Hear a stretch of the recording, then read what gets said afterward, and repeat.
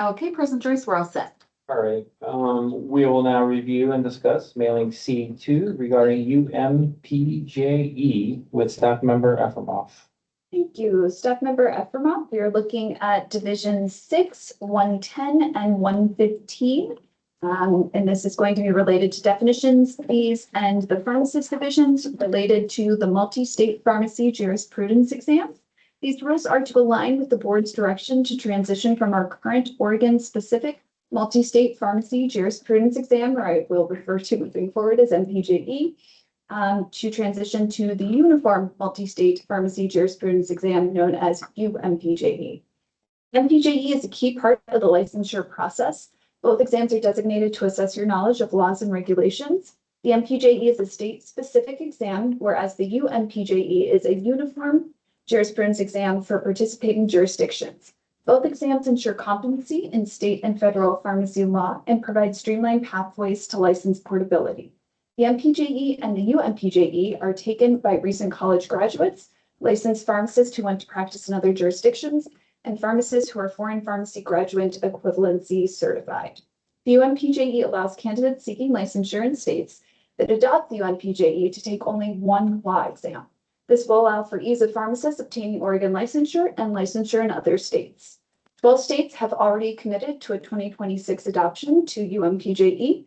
To remind the board, this concept was first proposed at the December 2025 board meeting. The board stated you were interested in further discussion on this topic and getting feedback from licensees.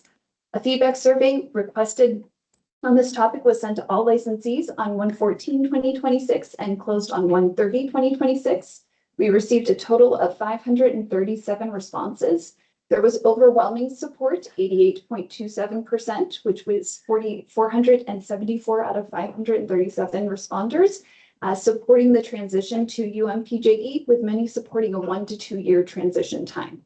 Staff did our best to honor this direction while keeping in mind critical implementation timing for students graduating from pharmacy school. We have proposed a transition date to be in alignment with these suggestions as much as possible. Further, staff has received statements of support for transition to UMPJE from Pacific University, Oregon State University, Oregon State Pharmacy Association, and the Oregon Society of Health System Pharmacists. To practice in Oregon, a pharmacist still will have to pass the NAPLEX and a law exam and submit an application for licensure. An Oregon license is still required to practice.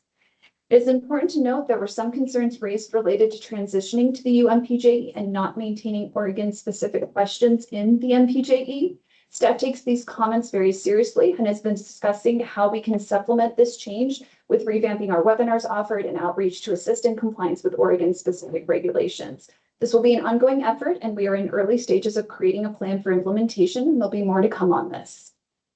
This is the board's first review of these rules. Proposed language is bolded, underlined, and highlighted, and there is a yellow highlight at the beginning of any rules for ease of review. Big picture for these rules, the board would transition to offer the UMPJE starting 4/1/2027. Any Oregon MPJE exam results would still be valid for 1 year from the date taken and would be accepted up to 3/31/2028. Starting 4/1/2028, all exams offered and accepted will be for the UMPJE only. So we will continue our standard rule review process. Again, this is a first look, but the scope of this change is limited.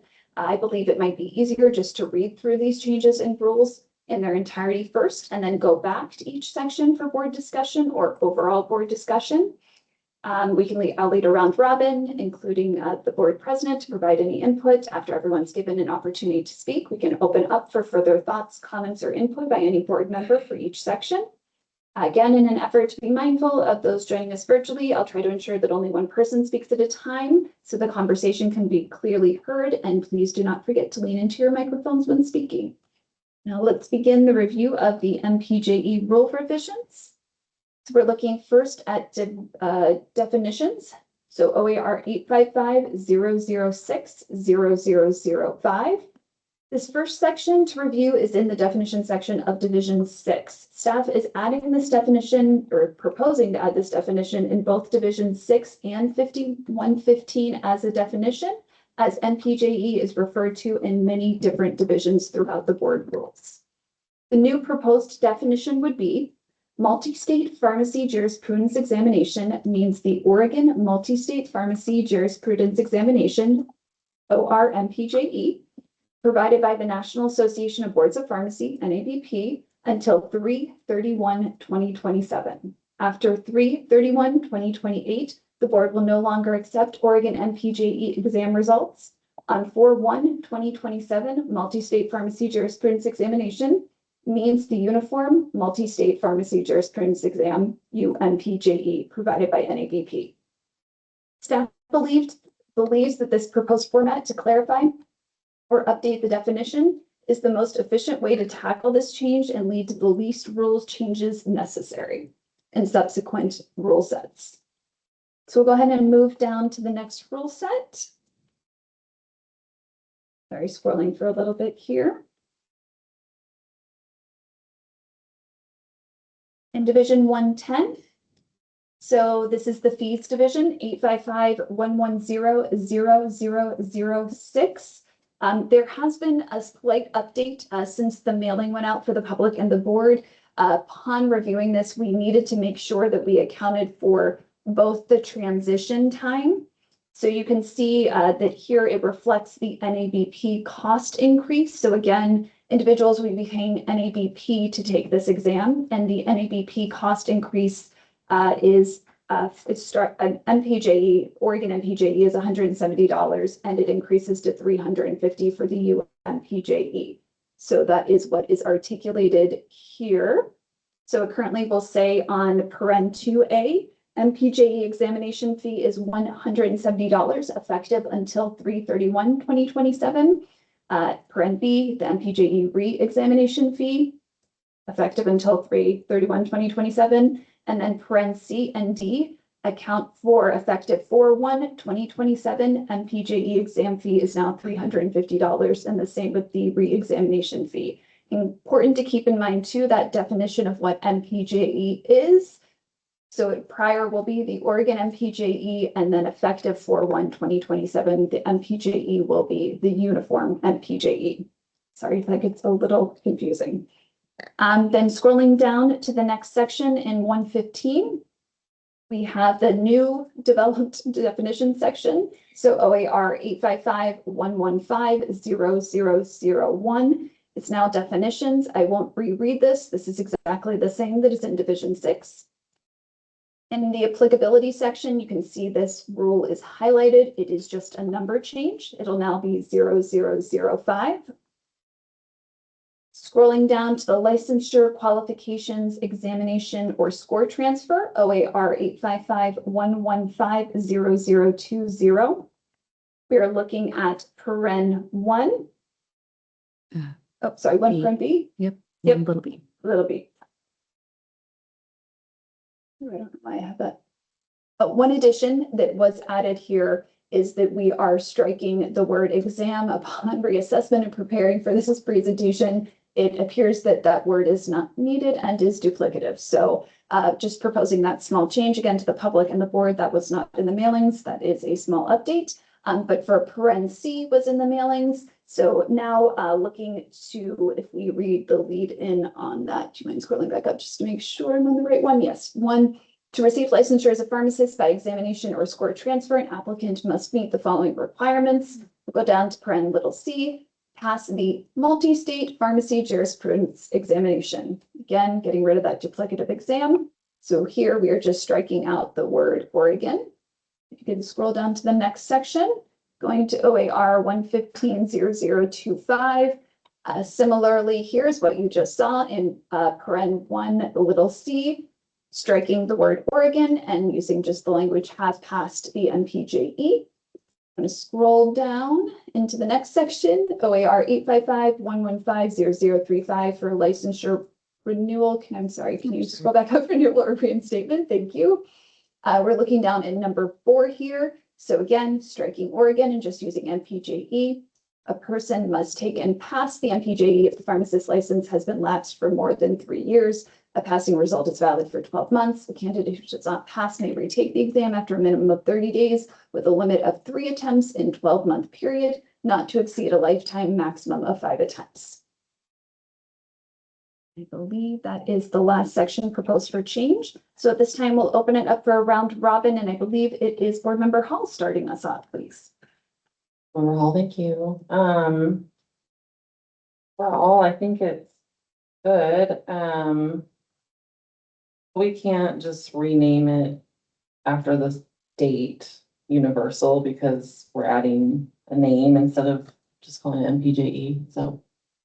Yeah, Staff Member Efroff, we thought if for ease of longevity, not having to go back in the rules and change them as much, we thought it would be clearer to articulate it as redefining what MPJE is. Then also it would be able, we wouldn't have to open up all the other divisions that refer to MPJE because now MPJE is still MPJE. And the other issue we were really trying to address is that we wanted to make sure that it was clear of the transition process. So it's not just an effective date is this, and then we would go in and revise the rules. We wanted to make sure the public was aware of how long the Oregon MPJE was in effect while being able to prepare for the uniform MPJE. So we thought for transparency that this was probably the best way we could get there.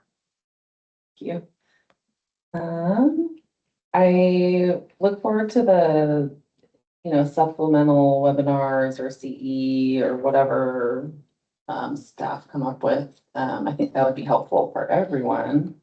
And, some people learn differently, so I just think that would be really helpful for everybody. I think that was all I had. Thank you. I'm looking forward to it. Thank you. Board President Joyce. Board President Joyce, yeah, the feedback was overwhelmingly positive to have this on board and looking forward to it. Question on the application fee. In the February mailing, it showed the application fee was $100, and then you showed it here as $170, and then examination fee stayed consistent at $350. So it is $170. It will be $170. Is that? Yeah, Staff Member Fluff, our current roll is 170, and I'm trying to remember on the spot here. Someone can correct me if I'm wrong. My understanding was I think there's two different fees that go for it. So there's an application fee and then there's another kind of Examination fee. yeah, there's two, maybe it's the examination was the 100 and the application was 70. Perhaps there's something of that put together as a total of 170. Same thing with the 350. There was 100 for that, whatever fee it was, and then the actual fee for the exam. Yeah, I mean, it seemed a little bit confusing in the February mailing for the. Correct. Okay, I believe so again, this is being paid to the National Association's Board of Pharmacy, not directly to us, and that is just how they set. So for rule, we just put what the total collective fee would be. okay, so for a pharmacist wanting this, it's a $170 application fee and $350. Nope, sorry. For pharmacists who are taking it, that are taking the Oregon MPJE effective until 3/31/2027, the MPJE examination fee will be $170 total. Starting 4/1/2027, the board is transitioning to the uniform MPJE, and that examination fee by NABP is a total of $350. Okay, Thank you for that opportunity to clarify. yeah, yeah. And the YouTube video, regarding the MPJE, is it available for people to review, like on our website? All of this information is publicly available on NABP's website. Okay. All Do we of have a that link on is- page maybe, or I don't know? Don't know. So- Just, I mean, for Oregonians, who want to look at Oregon website first, and then they'll see, oh, MPJE, I'm interested in this, I'm glad Washington State has already moved forward with it, but, Yeah, we can look further into that. Thank you okay. for that recommendation. Otherwise, the language on here, it is clear, I appreciate that, thank you. Vice President Kirkbride. I don't have any questions about the language in the rules. It was a little confusing about the fees in the last, and it seems clear here. I was excited to look at the updated list of states. So when we started this conversation, there were 4 states, and now there's 12 states in a very short time. And excitingly, one of those is Washington. So I really feel like the real bonus for many of our people, being where we are geographically located, is having that ability to cross the state lines in our contiguous states. So when we see those states come on board, I think Nevada is on there as well. That will be very exciting and make it very applicable for Oregonians all over our state, to be able to, have more options and work in other pharmacies and, you know, help with staffing. So it's very exciting. The rules look great. Thank you. Member Goodell? Board Member Patel, no comments, just the supportive of this rulemaking. Thank you. Board Member Smith? No additional comments. Thank you. Board Member Kroger, I have 2 comments for you, Bree. Okay.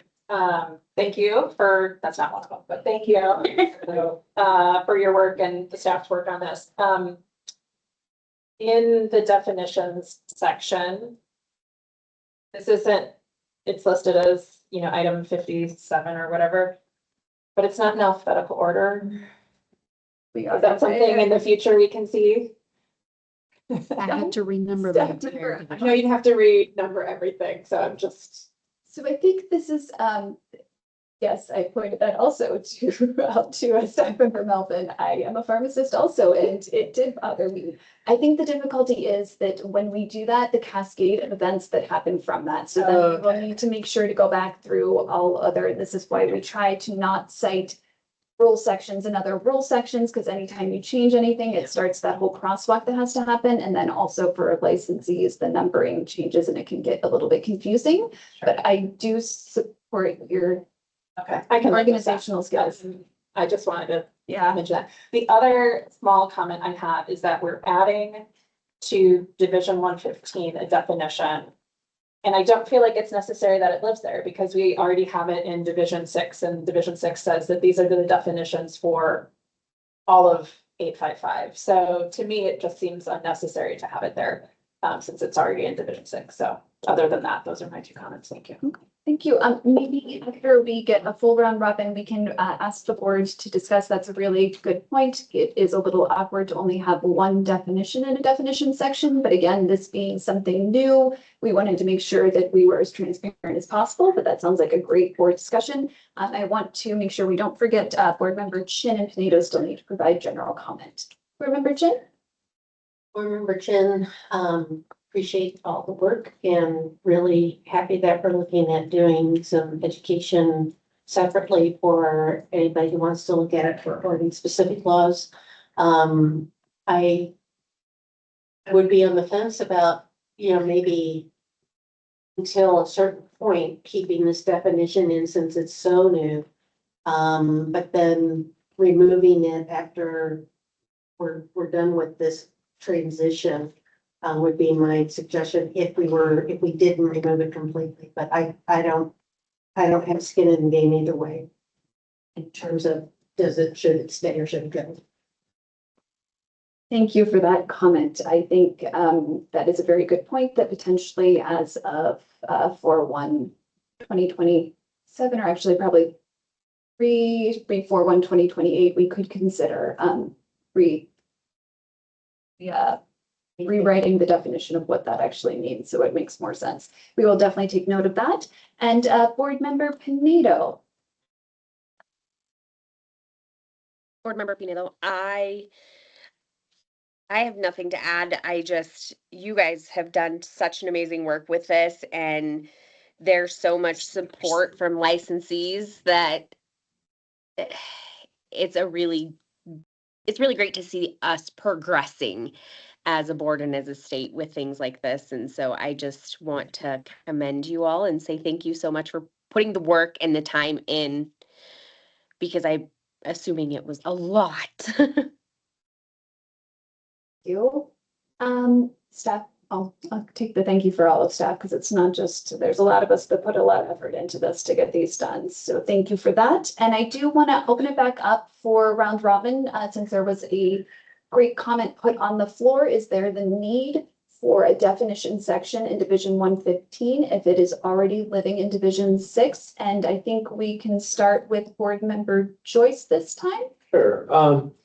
Yeah, I mean, Board Member Chen brought up a very good point, and I agree with that. So you're proposing to strike what is written in Division 115 and just have it live in Division 6? I think so, right? It's not, This is board member Jen, no. you want to that keep was- it as that is, was right? Board member Kroger who said to strike it out of 115.0001 because it was just a solitary definition. We can move it later, right? I said it, since it's so new, which was the reason, the rationale for putting it here in the first place, that we could consider leaving it there so that it was very clear to licensees looking up this information. And then removing it, when we update the definition anyway in that 3/31 date. Okay. Yeah, I mean, that's what I agree with. Leaving it here and then revisiting it later, potentially to. Thank you for that clarity. Vice President Kirkbride? General, I support shrinking our rules. I don't feel strongly about this one way or the other. I do think, when I'm looking for something in the rules, I do go straight to that section. But maybe I'm wrong about this, but when this transition starts to happen, when you go to register for the exam, it seems like it's gonna be pretty well communicated and like you're not going to have to regulate yourself to take the wrong exam. NABP and the state of Oregon are gonna have all kinds of alerts and things in there that are gonna lead you to the correct exam at the time you're taking it. So it doesn't seem like it's a huge risk that someone's gonna take the wrong exam and we would need to know like, which exam do I need to take? So I don't feel strongly either way. Board Member Patel? Board Member Patel, I'm also not feeling strongly one way or another, so if you want to leave it, you leave it, strike out on fine, either way. Board Member Pinedo?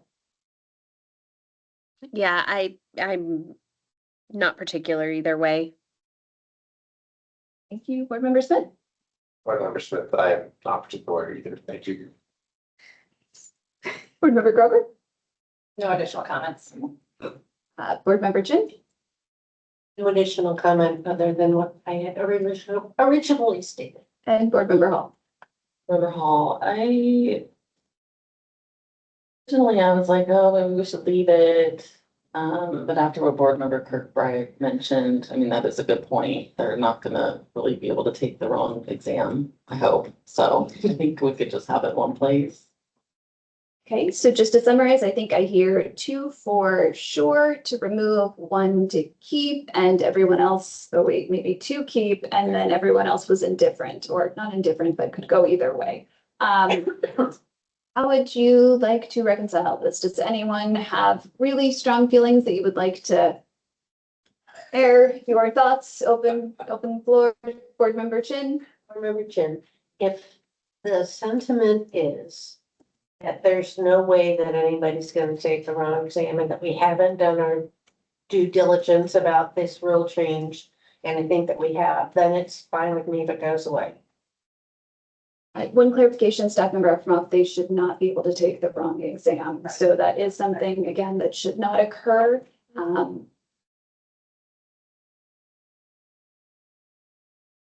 Board Member Kroger, maybe I'll articulate a little bit why I pointed this out is I think ultimately I want all of our licensees to understand where to go for definitions and not start training them otherwise, thinking that, well, this is the only definitions that would be applicable to within this division. And to me, like having them understand you need to go to Division 6 for definitions that are applicable throughout all of our rules. That's kind of why I even brought this up as a potential edit to the rules. And to me, it's more about the overall. We don't provide typically definitions within each of the other divisions. We have a division for definitions. So that's kind of my rationale. Oh, Board member Jen, with that rationale, I would understand why we would want to consider striking it from here, but Board President Joyce, I mean, so the original reason to put it up here was to just provide some clarity or just to make sure it's covered? Just general question, is that, Oh, it's Steph Member Ruff. I think part of, we've gone back and forth a little bit of where definitions are. There was a time that they were in each division, but then sometimes there wasn't enough to put in the division. And then there's times when it's in the division and it was in Division 6, because if it's in Division 6, it applies to all the divisions. It does seem, I think, clear that if Division 6 is the place where they are and they apply to all rule sets, that would be clear and would be the easiest way. Again, though, when you're looking for a rule, you tend to go to that section. We just need the clarity of then training and understanding that Division 6 is where you would go to define those different circumstances within that rule. So I don't think there's any harm either way. And we were just trying to make sure we were as transparent as possible in this transition. yeah, I mean, I could see that. I mean, if you were looking at the section and the definition is provided within this section, that, I don't know. Yeah, that's a tough call, because you always hear feedback of, duplicative information, prescriptive or too much. And I agree, I don't think there's any harm in removing it from here, and I don't think there's any harm in leaving it here, so still neutral.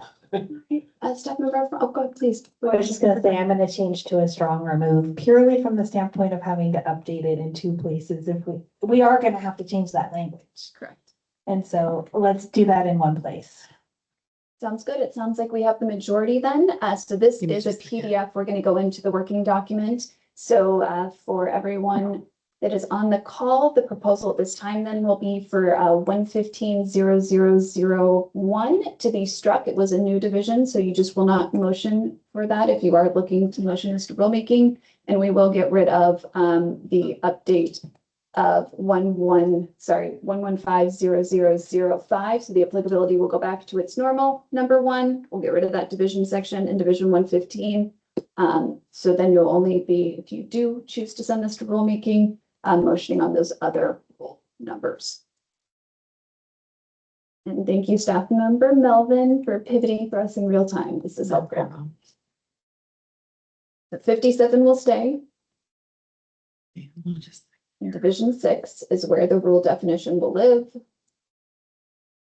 Thank you for your patience on the public side. We are pulling that up right now.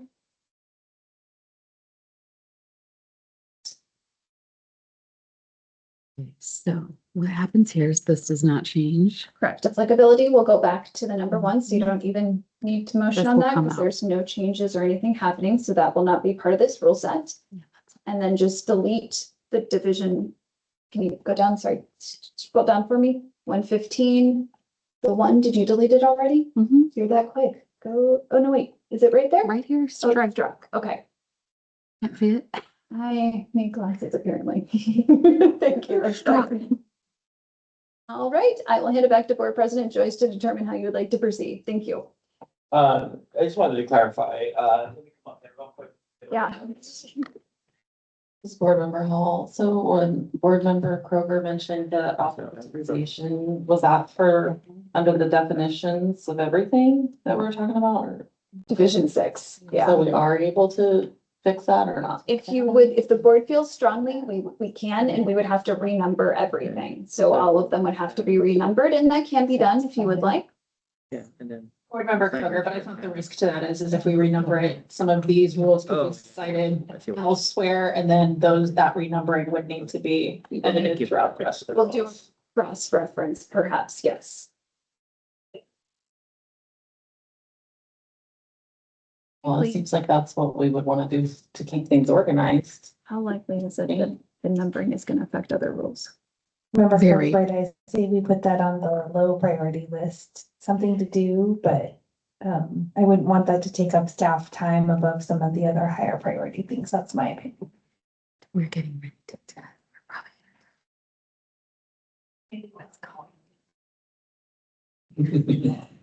We're gonna. Positions.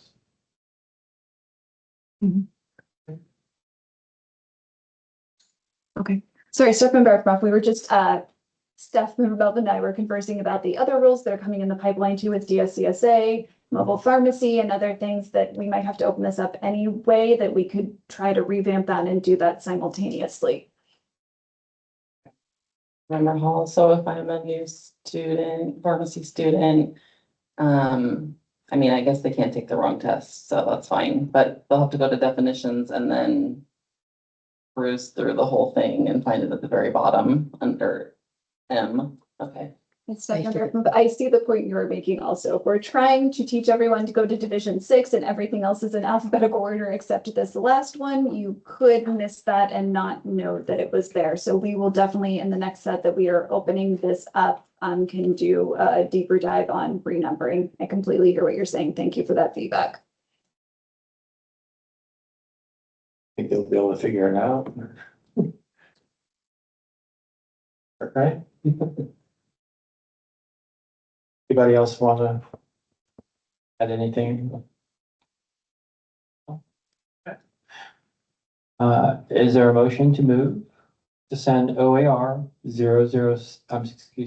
OAR 855-006-0005, OAR 855-110-0006, OAR 855-115-0020, OAR 855-115-0025, and OAR 855-15115. Repeat that, OAR 855-115-0035 as revised to the November 2026 rulemaking hearing. I'll move Board Member Chin. For a second, Second, Board Member Kroger. President Joyce, yes. Board Vice President Kirkbride, Yes. Board Member Chin, Yes. Board Member Hall, Yes. Board Member Kroger, Yes. Board Member Patel, Yes. Board Member Pinheiro, Yes. Board Smith. Yes. Motion passes unanimously.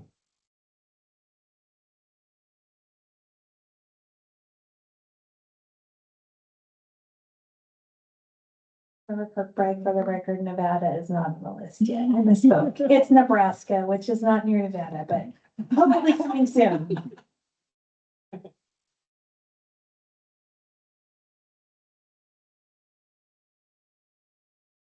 So we'll now review and discuss mailing C3 and C3A regarding pharmacy prescription locker rules with Staff Member Efremoff. And of note, we're trying to take lunch at noon. So we'll just Okay. get started. Go ahead and get started and see where we get. So this is to orient the board and the public is, I believe, mailing C3A for pharmacy prescription locker for Division 143 and C3 for the pharmacy prescription locker feedback. So two different mailings for this discussion. For ease of discussion, I will be calling these PPLs moving forward.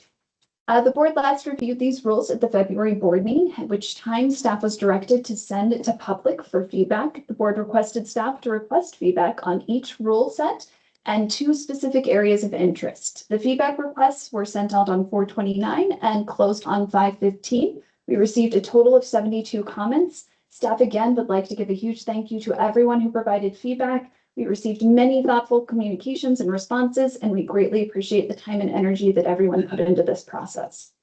As a reminder, the PPL rules are currently proposed to stay in Division 143 until Division 41, hopefully soon to change to 136 for retail pharmacies, is updated as part of the board's rule prioritization plan. New language since the board's last review are highlighted in yellow at the beginning of the line for any changes made, including additions or deletions. You'll also notice that staff has updated the rule with the correct formatting in compliance with state filing requirements. Simple formatting updates, for example, numbering, have not been highlighted. We believe the best way to review these comments is to go through each section of rule and address comments in that section. Addressing feedback with review of the proposed regulations will aid in deliberate discussion that could be more readily followed by the public. Staff have carefully read and considered every comment provided and made edits to the rules to reflect some of the suggested changes. We will go through the rules by section to address feedback, highlights made by staff suggestions, and then board discussion. We'll continue our standard rule review process, leading a round robin, giving every board member the opportunity to speak, and then opening it back up to further input by all board members. And I would just ask again, if all board members can remember to lean into the microphones when speaking so the public can hear the discussion. And we will begin with the PPL review. Before we dive into the review of each section and comments, I thought it would be helpful to provide a few reminders about these rules and some context. From some of the comments, it appears there may be some confusion regarding these rules and areas of rules in general that would be really helpful to address. This is a revision of Division 143. The rules were once much more descriptive and had many more requirements. This version is greatly pared down compared to the board's previous rules to address what we've learned since the rules were first drafted and adopted in 2022. This is a standalone rule set at this time. The goal is to move this into Division 41 when we update the division. Currently, it would not be feasible to add the current proposed PPL rules into Division 41 in a meaningful and transparent way. This means that we must include references to other regulations here to ensure patient safety. We will discuss this further if needed in the applicable sections. That is why OAR 855-143-0010 states that (1) a pharmacy that has a PPL must (a) follow all pharmacy requirements in statute and rule, and (b) follow all federal laws and rules. A current example that was raised as a concern in comments was a pharmacist's time and staffing. Per OAR 855-041-1010 (5), each drug outlet must provide a working environment that protects the health, safety, and welfare of the patient, which includes but not limited to (a) sufficient personnel to prevent fatigue, distraction, and other conditions that interfere with the pharmacist's ability to practice with reasonable competency and safety. These much-needed safety requirements would apply to PPLs. We received some comments on the pharmacist supervision, direction, and control of the PPL. These requirements are in alignment with the other rules and would not differ from what a pharmacist is required to oversee of a pharmacy and to supervise, direct, and control staff. These are parallel expectations for patient safety. Another question regarding clarification was raised about drug storage conditions. This is addressed in OAR 855-143-0010 (2A). The pharmacy and the pharmacist in charge must ensure drugs are stored and maintained pursuant to OAR 855-41-1035 and OAR 855-41-1036. These two sections require appropriate equipment to maintain proper storage of drugs, appropriate storage condition, including during transfers between facilities and to patients, and overall proper drug storage conditions and monitoring. These pharmacy requirements would apply to the PPL. Another important reminder is that this is a voluntary service. The board's not mandating or requiring anyone to use a PPL. I also wanted to address that when writing rules, we must ensure that we are in compliance with the laws. This means it's very important that we use the correct terminology, as words do matter. What is proposed in these rules are the correct terms per statute. For example, dispense or dispensing means the preparation and delivery of a prescription drug pursuant to a lawful order of a practitioner in a suitable container appropriately labeled for subsequent administration to or use by a patient or other individual entitled to receive the prescription. The dispensing of a prescription from a PPL is not the same as prescription delivery. The PPL is considered part of the pharmacy per law, thus the rules must reflect the correct terminology. It's important to note, as part of the PPL discussions, the board identified that delivery of prescriptions does need to be better addressed in Division 41. Staff has noted that and will include that as part of the Division 41 overhaul. But for today's purposes, we will not be discussing delivery as it's not applicable to these rules. Another topic we received many comments on was required signage and communication to patients. The requirements that are currently listed are directed by law. Again, when writing rules, we must ensure that requirements and rules are in compliance with laws. We will see some slight updates in this section to allow for clarity. Another question that was raised in the comments was in relation to the sale of pseudoephedrine. Due to the current regulations in ORS 475, there's no circumstance in which all these requirements could be met for the sale of pseudoephedrine to occur at a PPL. The board discussed adding this prohibition at the February board meeting, but decided to stay silent. Current rules, it is important for the board and the public to remember the PPL rules have only ever permitted licensees to stock and destock medications or prescriptions in a PPO. The non-licensees performing this function has never been permitted in rule.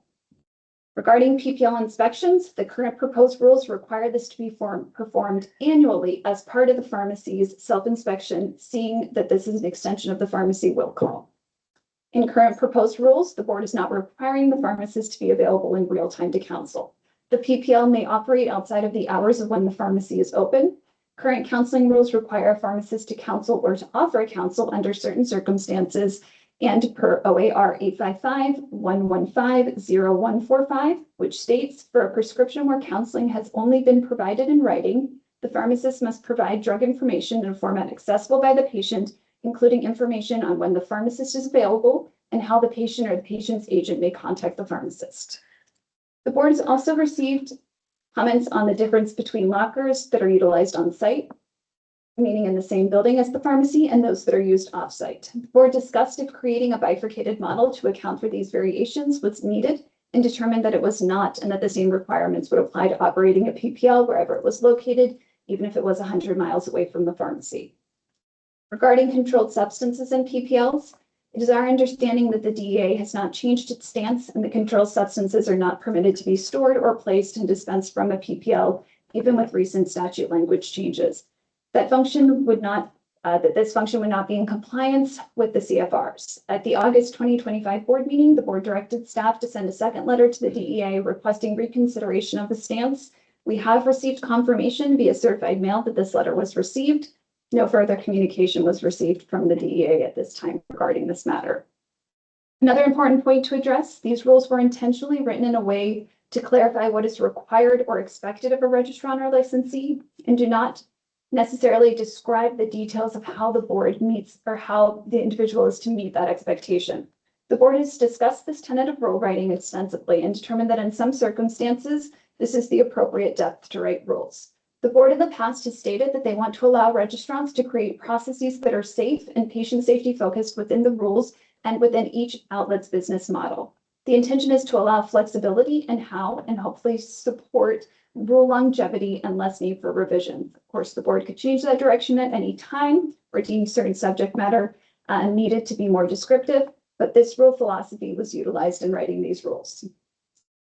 With all of that, we now are moving to the first section, 855-143-0001, purpose and scope. No changes have been made to this section since the last review, and we will start our round robin. And I believe we're starting with board member Kirkbride.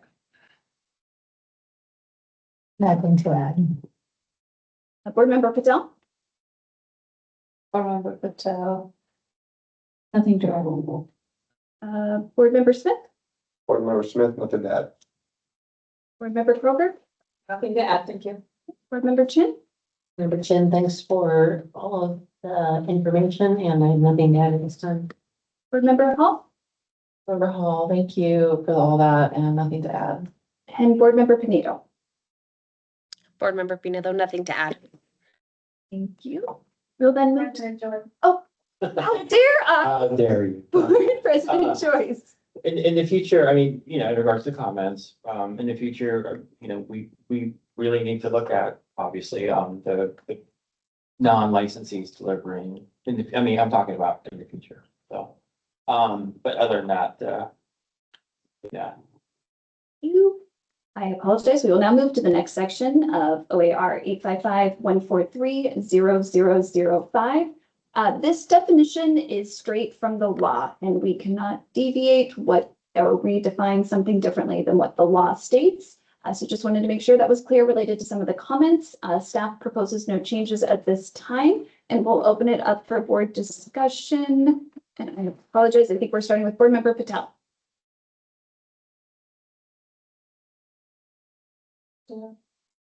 For 143-0005.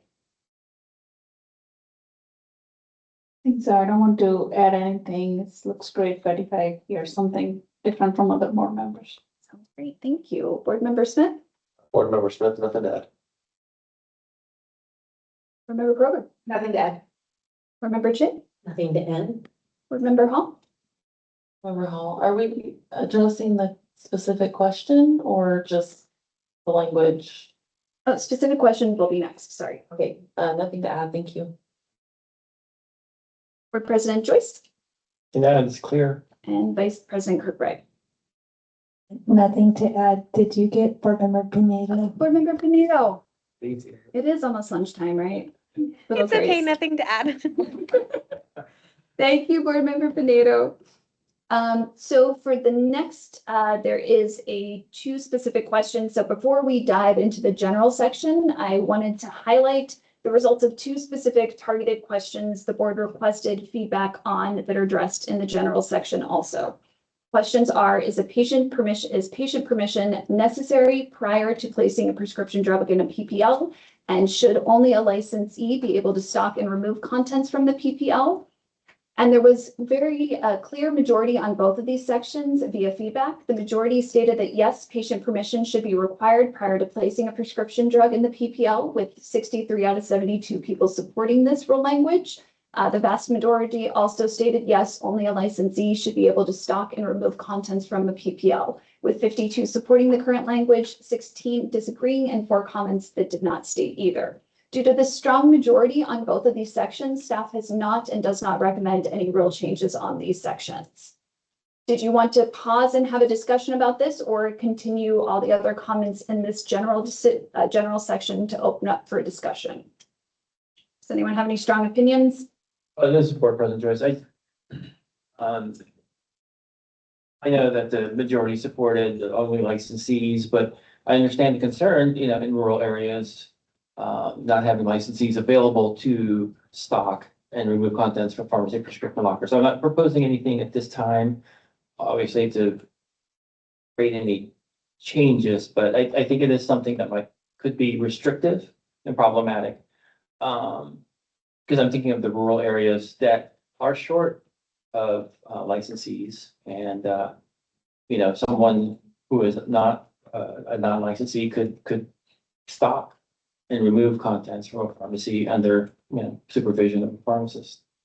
If we want to go the standard of practice route, pharmacists would have that responsibility, but limiting it to licensees only that could to stock and remove contents in rural areas, that's restrictive. So. Okay, so it sounds like we're gonna do a round robin on these two topics then. So again, I think we actually are on Board Member Smith to start then. Like, we heard what Board Member Joyce had to say. So it would just be providing staff does not propose any changes to the rules as they currently are. The rules currently have required licensees to both stock and remove PPLs. That has been in effect since 2022. The vast majority of feedback has been to support this changes, but would like to hear board comments on both. Let's talk about, if we can, requiring patient permission, and also a licensee to stock and remove. We keep doing both sections at this time. And Board Member Smith, if you don't mind sharing your thoughts. Board Member Smith, I think the way things are set up now for this particular section are great. And I do understand that I think while that may be, as President Joyce is saying, it may be prohibitive. Unfortunately, I think the way the laws are right now, and maybe that's something we can resolve with other resolutions with licensed personnel. Thank you. Thank you. Board Member Kroger. Board Member Kroger, I don't have real concerns around receiving patient permission prior to placing a prescription in a PPL. There should definitely be a mutually decided decision on whether or not the patient's going to pick it up there. I just wouldn't necessarily want it to be requirement that it's written or, something like that. Like, that would be my only concern. As far as the licensees stocking and removing, that only licensee may stock and remove, that I do have a concern with that. Because I do think there's technology in place that could validate the accuracy of what's placed in there. And I don't know if we'd want to add something that would say only licensee unless, technology validates that, you scanned it, opens, you scanned it, or whatever, using barcode or other validation methods from a non-licensee being able to stock it. So, and I think that goes to the concern for, areas where staffing could be challenging, or it's in remote areas, they're using delivery services or something like that. If we want this to increase access for patients here in Oregon. So I would like to see a change there. Member Chin.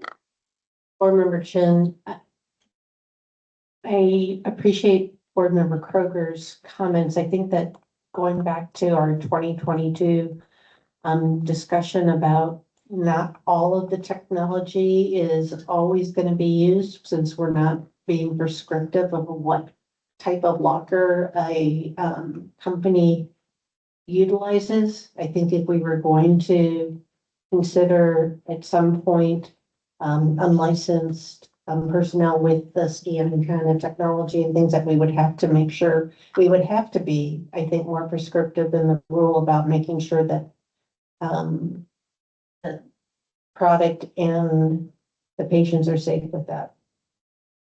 But I also think that we did a good job way back in helping to alleviate some of the personnel shortages by changing our rule for the technicians, so that we do have a whole lot more technicians than we ever did.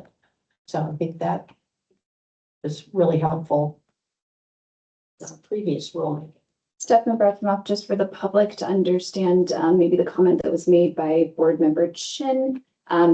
Currently, the only requirement to be a technician is to have earned a GED or have a high school education or something equivalent, and that you can now renew PT licenses. You do not have to become a certified pharmacy technician, so that can be continually utilized. Board Member Hall. Member Hall, first question listed about,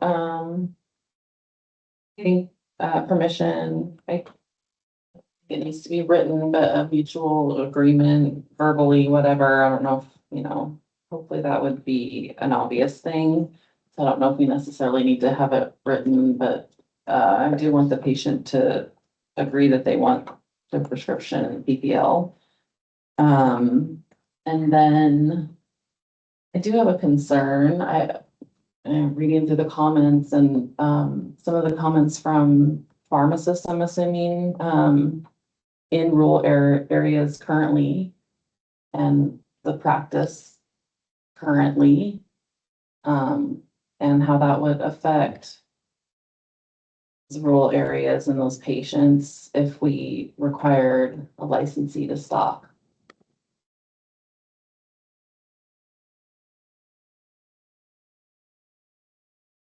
Thank you. Just one point of clarification too, the way that the language is currently written for Parendi would receive patient permission prior to placing a prescription in a PPL. So there is no written language, just for clarification too, for anyone moving forward. All right, and we heard Board Member Joyce. Did you have anything else you wanted to share? Yeah, I just wanted to address that first part. The patient permission, I mean, I do feel it should be written, e-signature or some sort, because, verbal there can be some miscommunication there. And then, and then you already know how I feel about non-licensees being able to stock. I think they should be able to, with the use of technology, for sure. And delivery services should be able to in the future. Thank you. Staff Member, just for clarification though, are you talking at this point in time proposing to keep the rules as is and then going the statutorial path, that the process that the board has discussed about opening up to allow non-licensees, kind of re-articulating because allowing them to do other duties that they're not currently permitted to do by law? Yes, that's exactly what I'm saying. Okay. I want to get this going, and then, we can address the non-licensee part down the road. Okay, thank you for the clarification. Board Member Kirkbride. Regarding permission, there was a comment that struck me, and it spoke to currently when the machine is very far away from the home pharmacy, that the patient doesn't get to the electronic signature thing until they're actually standing at the machine. So I don't think having written, like, what if that patient never goes to the home pharmacy? Their prescription is electronically prescribed. They live very far away. I like it the way it is, where it could be a phone call we have permission, because if it's any kind of written or electronic signature, you wouldn't be able to do that before you placed it. So I think keeping it open is the way to go for that scenario and that comment, and I appreciate the person that submitted that.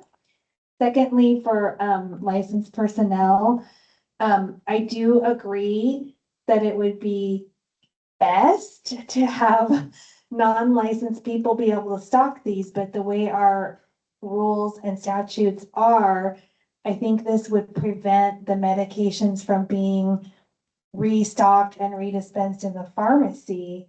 And that seems like it would be a huge financial burden for the pharmacy. You know, as we've discussed at length, we have, multiple issues around non-licensed personnel. So I think unfortunately, while I would like it to be non-licensed personnel, we can't do that in this moment, and I would like to see us get better rules and then continue to work on that particular topic. Thank you. Thank you. Board Member Patel?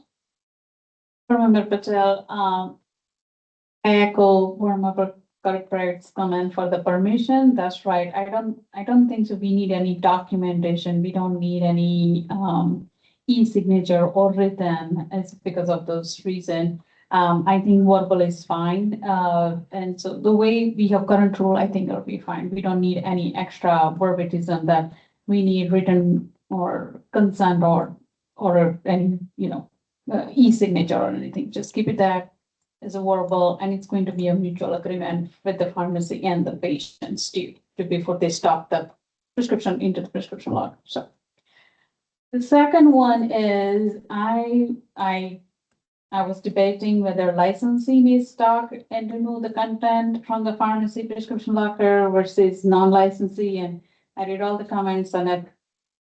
Right now, I feel like any pharmacy personnel can stock and destock that prescription locker, because if I think about in the bigger picture, as this prescription lockers are the extent of the will call, right now cashier can stock cashier can handle the bill call right now. So with that said, it's a financial burden. I can see you are shorthanded. The only person is there, you know, your delivery person available, they can stock it.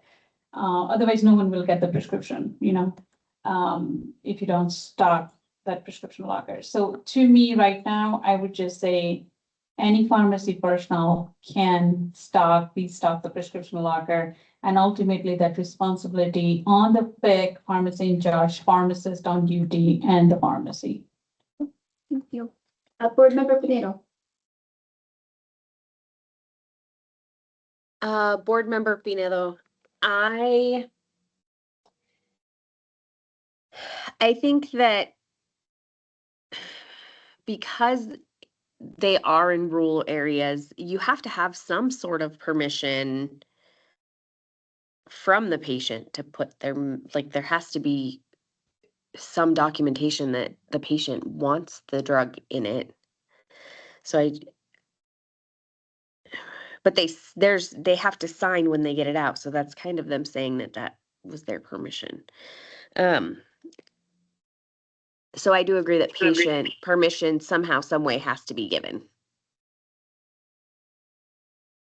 As far as the licensees may stock, I'm in agreement with Vice President Kirkbride on that. Because of the way the statute is written and because we don't know which direction things are going to be going with non-licensees, I would hate for us to put any pharmacy in a position with a PPL that they could get fined for not following the law as it's written. So I would leave it as only a licensee. I mean, unless, as Board Member Patel said, the pharmacists and pharmacies who have these PPLs are putting it on their license. If something happens, that fine or whatever happens with this would go, they're taking responsibility for it. Okay, so just a time check here. Looking at, so I hear very clearly, support to keep, one, D, receive patient permission prior to placing a prescription, the PPL as language is written.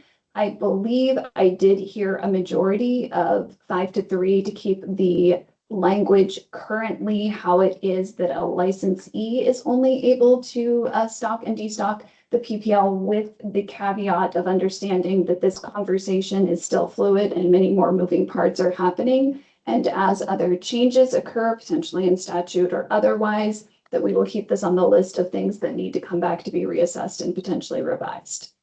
Does that sound accurate? That sounds good. Okay, so we can revisit again when we open back into general of this section. If there's other comments the board would like to have, I don't want to make you feel like I'm cutting you off on this topic, but it does seem like a good natural breaking point for lunch, and then we can go back and revisit all of general and these topics if needed. Sounds good. Great, thank you. 1 hour lunch, please. Sounds great. So 1:10, because as officers need to get this together. Thank you.